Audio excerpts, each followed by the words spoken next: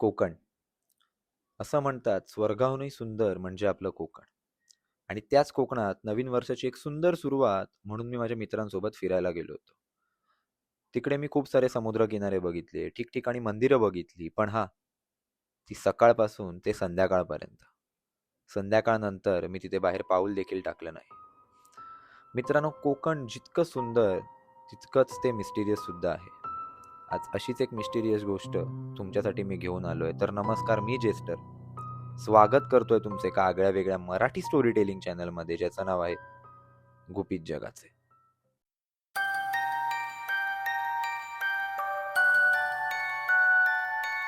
मित्रांनो, कोकणातली S T bus आपल्या सगळ्यांनाच माहिती आहे. आज त्याच एस टी बसची गोष्ट मी तुमच्यासाठी घेऊन आलोय. व्हिडिओ लाईक करा आणि कॉमेंटमध्ये मला नक्की सांगा ही गोष्ट तुम्हाला कशी वाटते. चला सुरुवात करूयात आपल्या गोष्टीला. कोकणातला एक छोटासा गाव मार्ग. रात्री 11:45ची शेवटची एस टी. पावसाची वेळ. रस्ता ओला. आजूबाजूला घनदाट जंगल. बस चालवत होता ड्रायव्हर विठ्ठल पाटील आणि कंडक्टर होता रमेश सावंत नावाचा 22 वर्षांचा नवीन तरुण मुलगा. बसमध्ये फक्त 4 प्रवासी. कोणीही फारसं बोलत नव्हतं, फक्त बसचा आवाज आणि बाहेर पडणारा पावसाचा आवाज. त्यानंतर एका वळणावर येऊन बस थांबली.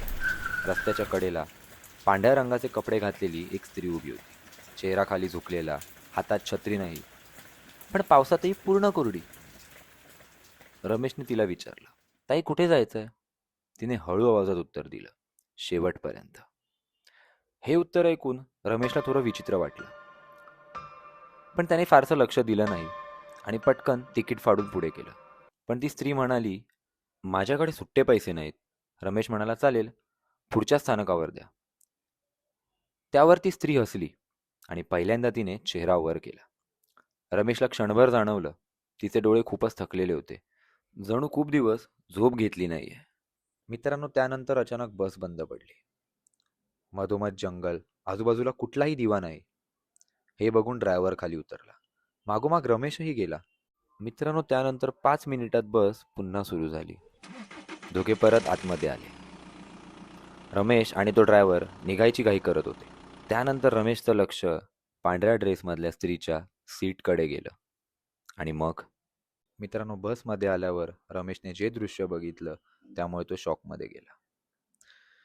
ती पांढऱ्या ड्रेसमधली स्त्री गायब झाली होती. हो मित्रांनो, ती सीट रिकामी होती. रमेशने आजूबाजूला लक्ष दिलं, पण ती स्त्री कुठेच दिसली नाही. आणि त्याने जेव्हा त्या सीटकडे बारकाईने लक्ष दिलं तेव्हा त्याला असं जाणवलं ती सीट यावेळी ओलसर. रमेश घाबरून ड्रायव्हरला म्हणाला, ती बाई कुठे गेली? आणि यावर ड्रायव्हरने जे उत्तर दिलं ते ऐकून रमेशला अजून मोठा धक्का बसला. तो असं म्हणाला, कोणती बाई? कुठल्या बाईबद्दल तू बोलतोयस? रमेश बरोबर घडलेली ही घटना त्याने डेपोत पोचल्यावर तिकडच्या एका जुन्या कंडक्टरांना सांगितली. कंडक्टरने सगळं शांतपणे ऐकलं आणि काहीच न म्हणता ते डेपोच्या आतल्या कपाटाजवळ गेले. तिथून त्यांनी एक रजिस्टर काढलं. त्या जुन्या कंडक्टरांनी आणलेल्या रजिस्टरमधल्या एका नोंदीकडे रमेशचं लक्ष गेलं आणि त्यात लिहिलेली ती नोंद वाचून रमेशला एक मोठा धक्का बसला आणि तो शांत झाला.